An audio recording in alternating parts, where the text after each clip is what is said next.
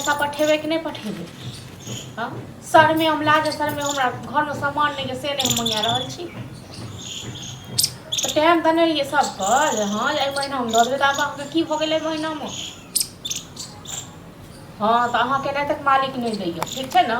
अहाँ जे खेल खेलै छी ने सबटा हम बुझै छी बुझलहुँ। गाँव में छल तो इएह खेल खेल ना बाहर हो गेलहुँ तो इएह। हाँ चलो ठीक है तब देखै छी हम की करै छी एक महीना।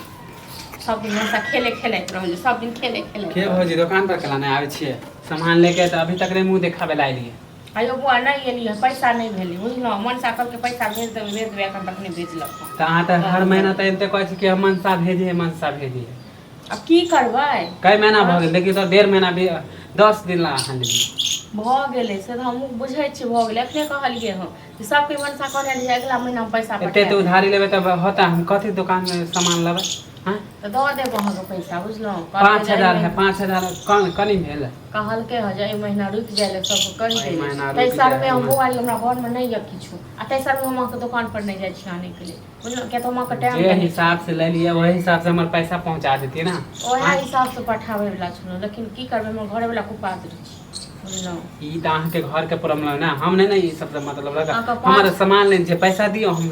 हाँ तो 5000 रुपया हम नेने छी 5000 रुपया के लोक हम भाग नहीं जाब कतौ। 5000 दे देबै त हमर दुकान केते भाग जाते। तै ना कहै छियै गांव से कतौ भाग नहीं जेबै हमहूँ इएह गांव में रहबै सब त इहे बात पूरा गांव खाली कर। दुकान जेबै सामान आनै ला लेकिन रुपया नहीं देलहुँ तै नहीं। हां तो टाइम पर दे देती तब ना विश्वास बनल रहे हैं।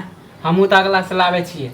अयो तो विश्वास अहाँ जे कहै छी विश्वास वाला बात एक बात कहूँ गाँव सब चल गेली है मार्केट में त 1 रुपया जे कम जाए ना तो सामान काट ले। अहाँ कथि बुझै छी तो हम अहाँके रुपया पचा के नहीं लेब। आ गांव घर में त ले ले है बैठ जाए खा के। खा कर जाओ खा के क्यों नहीं बैसल यो बुझलहुँ। खरीदैयो मार्केट तब पता चल जाए। नहीं एती बुझलो ना सुनावेला नहीं लो हमर पैसा दियो। अपने नहीं छियो आदमी ककरो रुपया खा के आबै से रहबै से।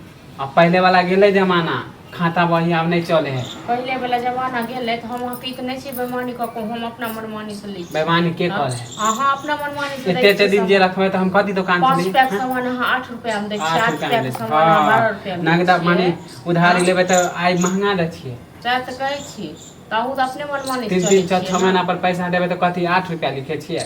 अहाँके रुपया हम दऽ देब बुझलहुँ। हम सबसे पहले ना अहाँके रुपया कोई नहीं 10-15 दिन के अंदर में हम टाइम दे छु 10 दिन के अंदर में हमरा पैसा दे दियो।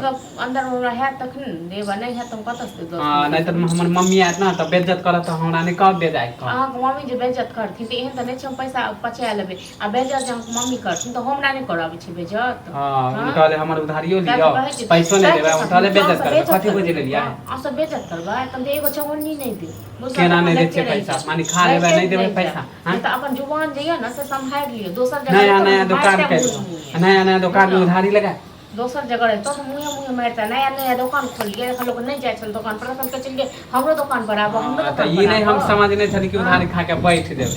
आब ना पता चल के तो अहाँ की कर रहल छी खा ले छिए बैठ जा है। हम सब नहीं हां त हम बस टाइम हो 10 दिन के टाइम दे छु 10 दिन में हमर पैसा दियो नहीं तो फिर हां तो समाज सब के बोलाए त जे कह बाकी हम जे समाज को बजबे के तन त बजा दियो केना नहीं हां केना नहीं दे छै पैसा देखियो ठीक छै ना। हां तो जाय छु अभी आ फिर 10 दिन के बाद। हां त हमहु कहबै ना समाज सब के मौगी मेहर का अकेले देख के ई पता